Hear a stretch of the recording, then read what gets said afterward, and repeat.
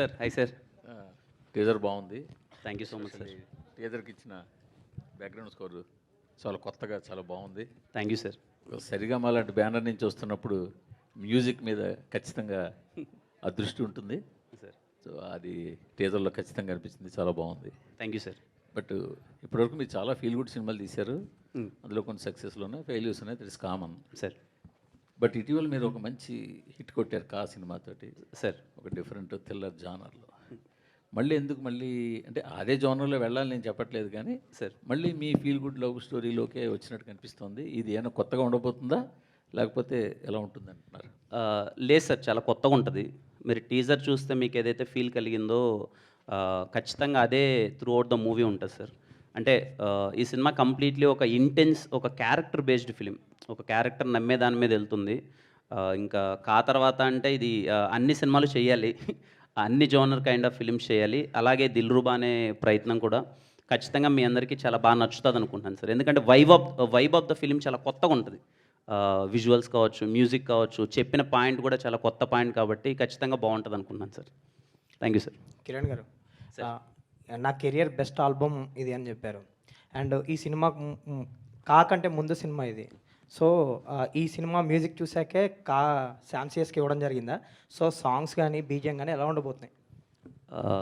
అంటే Sam sir first దిల్రుబాకి songs ఇచ్చారండి. నేను సాంగ్స్ వినగానే వాజ్ మెస్మరైజ్డ్. అంటే శామ్ గారు అనగానే మనకి ఎక్కడో బ్యాక్గ్రౌండ్ స్కోర్ కానీ చాలా బాగా ఇస్తారు, ఖైదీ సినిమాకి కానీ అది ఉండేది. First time Sam sir songs అన్నీ విన్న తర్వాత నాకు ఏంటి ఇంత బాగా ఇచ్చారేంటి శామ్ గారు సాంగ్స్ అనుకున్నాను. అంటే తనకు కూడా అదే ఫీలింగ్, నేను లవ్ సాంగ్స్ చాలా బాగా ఇస్తాను, అలాంటి సినిమాలు చేయలేదు కాబట్టి అలా అనిపిస్తుందని. దిల్రుబా సాంగ్స్ వినగానే ఫుల్ ఎగ్జైట్ అయిపోయాను, నాకు పిచ్చి పిచ్చిగా నచ్చేసాయి సాంగ్స్. అది చూసి నేను ఇమ్మీడియట్గా కా కూడా సారే చేయాలి అని చెప్పి, సార్ నాకు కా కూడా మీరే చేయాలి సార్ అని చెప్పి కా ఇవ్వడం జరిగింది bro. And I'm sure Sam sir best work చూస్తారు. And he also so excited. Songs already మేము విన్నాము. నాకు టీజర్ బ్యాక్గ్రౌండ్ స్కోర్ వినగానే నాకు ఒక క్లారిటీ వచ్చేసింది ఎలా ఉండబోతుందో అని చెప్పి. నేను మీలానే బ్యాక్గ్రౌండ్ స్కోర్కి excited. Thank you. Kiran garu, it's sir ఇక్కడ జస్ట్ సార్ హాయ్ సార్. నేను Venkat NTV sir. Sir hi sir. కా దీపావళికి వచ్చిన కాని ఇంకా ప్రేక్షకులు మర్చిపోలేదు.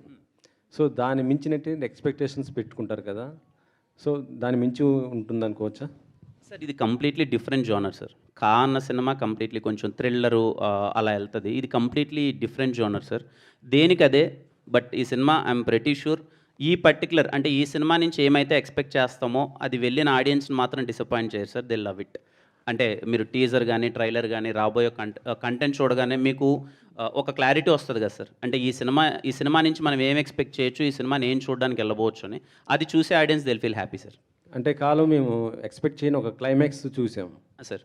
ఇందులో కూడా అలాంటి ఎక్స్పెక్టేషన్ అంటే అలాంటి ఏదో సర్ప్రైజింగ్ క్లైమాక్స్ కాదు సార్. బట్ ఈ క్యారెక్టర్ ఒక సిద్ధాంతాన్ని నమ్ముతుంది, అది చాలా కొత్తది.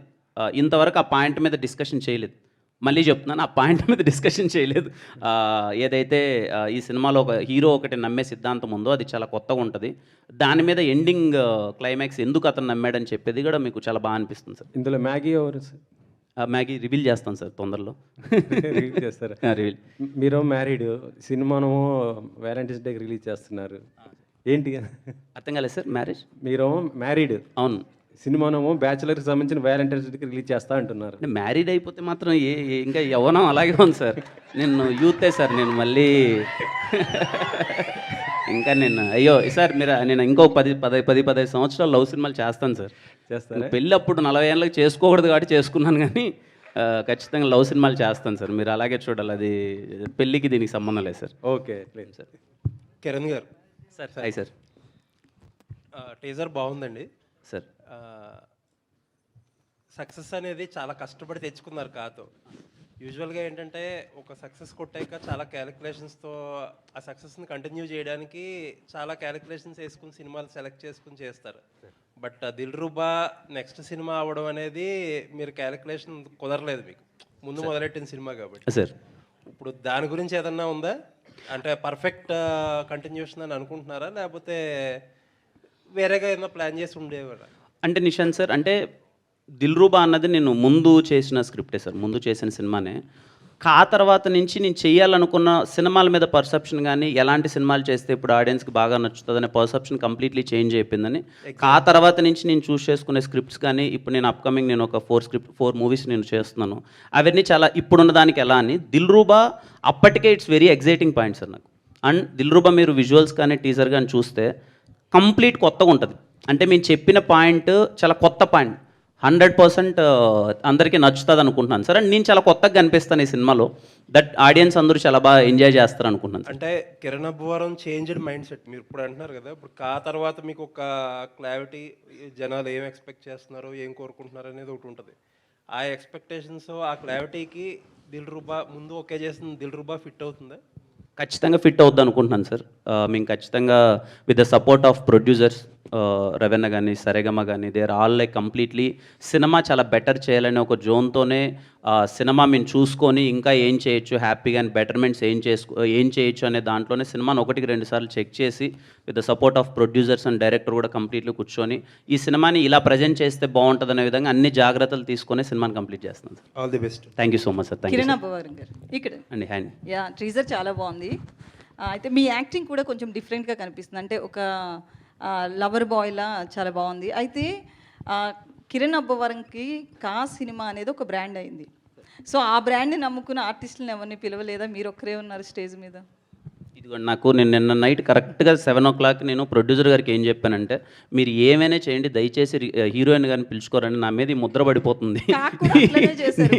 నేను ఈవినింగ్ కరెక్ట్గా 7 o'clock నేను ఏం చెప్పానంటే ప్రొడ్యూసర్కి, మీరు ఏమైనా చేసుకోండి, నాకు రేపు రుక్సర్ రావాలి, హీరోయిన్ రావాలి, అది ఇదని నేను అడిగితే నేను అంతా ట్రై చేశారు.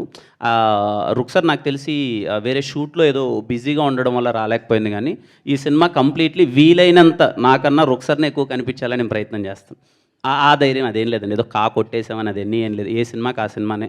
మళ్ళీ ఎవ్రీ ఫిలిం అంటే రీసెంట్గా చూస్తే కొందరు హీరోలు కూడా వాళ్ళే ఎక్కువగా స్టేజ్ మీద కనిపించడం, ప్రమోషన్స్కి ఎక్కడికి వెళ్ళినా వాళ్ళే ఉంటున్నారు, మిగతా ఆర్టిస్టులు పెద్దగా పిలవట్లేదు. రీసెంట్గా హిట్ కొట్టిన సినిమాలో కూడా అంటే మాకు తప్పదు కాబట్టి అండి, మాకు తప్పదు కాబట్టి అంతే. అంటే ఎందుకు కష్టపడతాం చెప్పండి?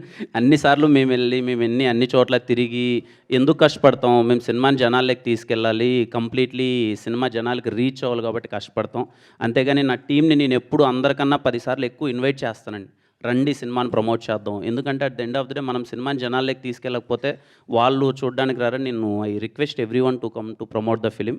నేను నా సినిమాని ప్రమోట్ చేయడానికి నాకు వీలైనంత నేను కృషి చేస్తానండి, బికాజ్ సినిమా జనాల్లోకి వెళ్ళాలి కాబట్టి. But when it comes to Dilruba, Rukshar completely available ఉంటుంది, ప్రతి ఒక్క ఈవెంట్కి వస్తుంది తను. ఈరోజు షూట్ ఉండడం వల్ల రాలేకపోయిందంట, కొంచెం ప్రీ ప్లాన్డ్ అవ్వకపోవడం వల్ల తను. But because as it is a love film, completely తన మీద ఎక్కువ ఉంటుంది, తన క్యారెక్టర్ మీద ఎక్కువ ఉంటుంది. ఖచ్చితంగా రుక్సర్ ఎక్కువ కనిపిస్తుంది.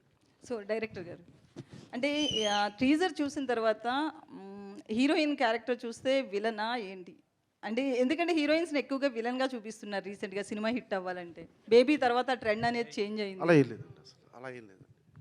ఇక్కడ అంటే గన్ను తీసుకొచ్చి కాల్ చేస్తాను అనేంత కోపం హీరోకి ఎందుకు వచ్చిందని అర్థం కాలేమో. సిచ్యువేషన్ అండి, అంతే. సిచ్యువేషన్ బట్టి మనందరం రియాక్ట్ అవుతాం కదా, మనందరికీ కోపం, ప్రేమ, జాలి అన్నీ ఉన్నాయి. మిమ్మల్ని ట్రిగర్ చేస్తే మీకు కోపం వస్తుంది, అంతే.